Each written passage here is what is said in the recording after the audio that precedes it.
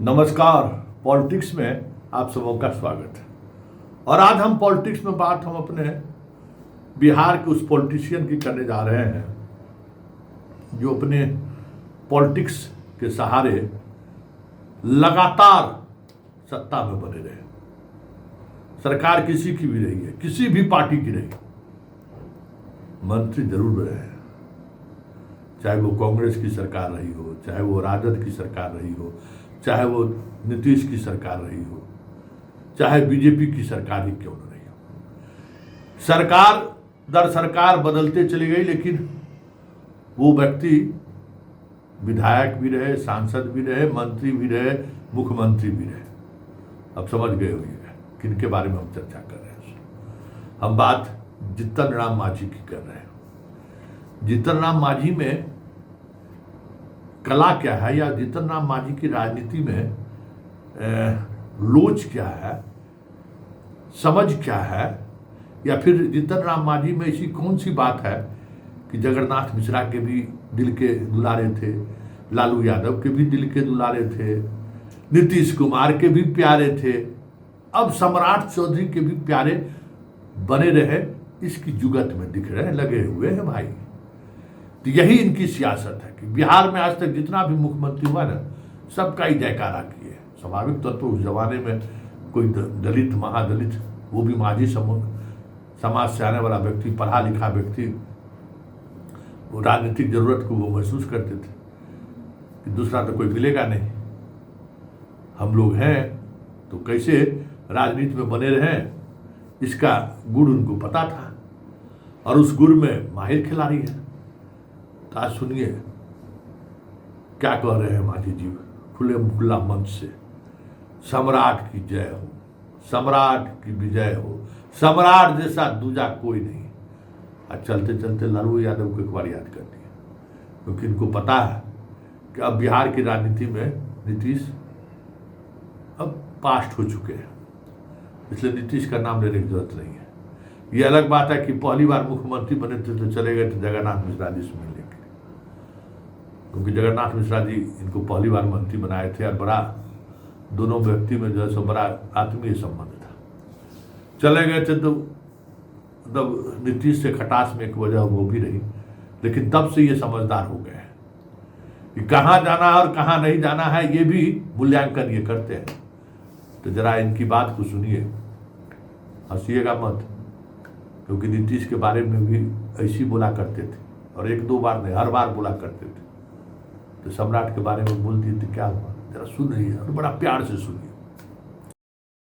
नहीं मिली है, ये तो होते ही रहेगा। तो मोटा मोटी मुझे यही कहना है कि पार्टी का थिंक, पार्टी का विचार को इधर के ले चलो, बात करो, और ऐसा करोगे तो अच्छा रहेगा। लेकिन हाल में संतोष है वो विचार करो, कैसे कैसे लोग हैं राजनीति लाभ लेने का। एक आदमी कह रहे हैं मेरे रहते रिजर्वेशन और संविधान को कोई नहीं हटा सकता है जब तक मैं बचूंगा तब तक। नाखून टुंगा के शहीद होना चाहते हैं कुछ लोग। बताइए, हम तो कहते हैं जब तक नरेंद्र मोदी जी वहां हैं, जब तक यहाँ पर हमारे सम्राट चौधरी हैं, आरक्षण और संविधान को कोई नहीं तोड़ सकता, हटा सकता। मैं ये कहना चाहता हूँ। लेकिन एक आदमी अपने को कहता है कि हमारे रहते कोई कुछ नहीं करे। कौन हो तुम जी, क्या तुम्हारी बखत है? लेकिन भरे हम बोलते अरे संतोष तुम भी बोलो, मुंह बंद रखने से नहीं होता है। तो इसीलिए कह रहे हैं कि भाई ऐसा ऐसा बोल करके लोग यहाँ पर जो दिखता है भैया वही बिकता है। देखो झूठो मूठो छपका करके ले लिया सीट, उतना आज बड़का हो गया है, तुमको क्या मिला? झुनझुना पकड़ा दिएगा 6 सीट। कैसे काम चलेगा? कैसे गरीबों को तुम आगे बढ़ाओगे? इसलिए तुम्हारा यहाँ जनसंख्या, लालू यादव ऐसा लोग कहते हैं, हम तो भाई उनके विरोधी हैं, लेकिन जानते हैं लालू यादव क्या कहते हैं। कह रहे जीतन मांझी को कोई लोग नहीं पहचान रहा है, जीतन मांझी को 11% वोट ठोका हुआ है। और सही कहते हैं कि 11% वोट है, लेकिन महिला चूड़ी पहनती है, लेकिन कुछ झंझनाती है और कुछ चुपचाप रखे रहती है। तो चूड़िया पहनो, झंझनाओ, तब ये लोग समझेगा तुमको, तभी तुमको सीट देगा।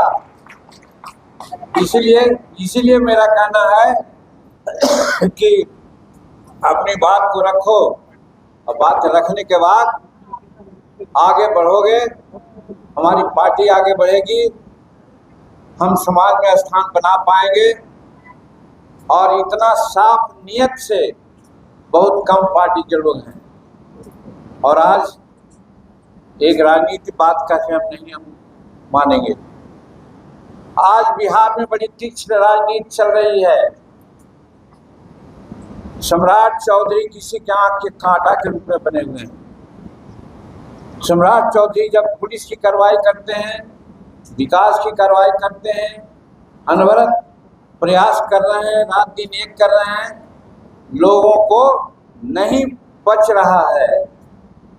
इसलिए हिंदुस्तानी अवाम मोर्चा सेकुलर का फर्ज बनता है कि सम्राट चौधरी के हर काम को जैसे है तैसे है सब समर्थन करना चाहिए, ताकि वो बने रहे। ये मैं आप लोगों को कहना चाहता हूँ। और बहुत नहीं कहेंगे, ज़्यादा कहेंगे तो शायद अपच भी हो जाएगा। इसीलिए हम इतना ही कह के अपनी बात समाप्त करते हैं और आशा रखते हैं कि आप लोग आगे जरूर आगे बढ़ने की काम करेंगे। बहुत बहुत धन्यवाद। सुन लिए, एकदम लालू यादव कह गए कि 11% आप, मतलब जात की पॉलिटिक्स करने वाले लालू जी मानते थे कि प्रदेश में 11% मांझी है। अब समझ लीजिए, सब गणना हो गया, एक एक जात का गणना हो गया, कहां से मांझी 11% आ गया भाई, समझ से परे बात है। अब चिराग से कंपटीशन में इसका मतलब थोड़ी है कि आप जो है सो कि हम लोगों को भी जोड़ लिए क्या, राजपूतों को मांझिए में जोड़ लिए क्या, लगता तो यही है मांझी जी। और जोड़ लीजिए, कोई बात नहीं है, हम लोग भी बहुत हो गया, मांझी के साथ हम लोग भी राजनीति करेंगे, आप लोग जोड़ लीजिए। और जिसको जिसको जोड़ना है ना, सब सवर्ण को जोड़ लीजिए, आप साथ में अपना जोड़ लीजिए, 11% तभी पूरेगा, और तो कोई गुंजाइश है नहीं। तो यही है मांझी की सियासत। बेटे को बार बार ट्रेंड करते हैं कि बोलो जैसे हम बोलते हैं। और संतोष मांझी समझदार आदमी है, उनको पता है कि पिताजी के ज़्यादा बोलने की वजह से क्या नुकसान हुआ है। नीतीश कुमार के नज़र पर चढ़ गए जब इसी बोलने के कारण ना, और फिर पटरी पर लौटने में कितना बरस लग गया। सोचिए 2015 में कहाँ चले गए थे। 2015 के विधानसभा चुनाव में खूब सही कबूतरा इनोवा, इस बात को वो समझते हैं। इनकी यही खासियत है कि जैसे लालू यादव करते हैं ना कि उड़ती हुई चिड़िया को हल्दी लगाना बिहार के पॉलिटिशियन जानता है, ठीक उसी तरीके से मांझी जी है कि किस पॉलिटिशियन को सहलाना है, किस पॉलिटिशियन की तारीफ करना है, इसकी समझ इनको है। सम्राट को लोग अस्थिर करना चाहता है। अरे वो तो आपके बयान के कारण सम्राट अस्थिर हो रहे हैं। कई मौके पर आप ऐसा बात कह देते हैं जो सम्राट अस्थिर हो रहे हैं। चिराग से लड़ने के लिए आपको ताकत कहाँ से मिलेगी? नीतीश कुमार है क्या? अब वो दिन छोड़ दीजिए। अब चिराग से लड़ने के लिए सम्राट की तरफ देख रहे हैं कि कुछ ताकत मिल जाए, उसकी उम्मीद तो कम है। लेकिन एक बात तो है कि आप राजनीति में जीने की कला जरूर सीख ली है, और उस कला को आप संतोष को भी सिखाना चाहते हैं। तो संतोष कितना सीखेगा ये तो वक्त बताएगा। लेकिन एक बात तो तय है कि इस डाल से उस डाल, उस डाल से इस डाल पर उड़ते उड़ते उड़ते उड़ते एक वक्त ऐसा आता है कि दोनों डाल जो है हाथ खड़ा कर देता है, अब हमें माफ़ कर दीजिए। तो एक मांझी जी आपकी पॉलिटिक्स अब इसी दिशा में बढ़ गई है। यहाँ डबल इंजन की सरकार है, सम्राट मुख्यमंत्री जरूर है, लेकिन सम्राट अपनी सियासत या अपने सियासत को संभालने के लिए जिस सियासत की ज़रूरत है उसके साथ खड़ा रहना उनके लिए फ़िलहाल मुश्किल है। ऐसे में आप सम्राट की जितनी तारीफ कर लें, सम्राट वो नहीं कर पाएंगे जो नीतीश ने कर दिया।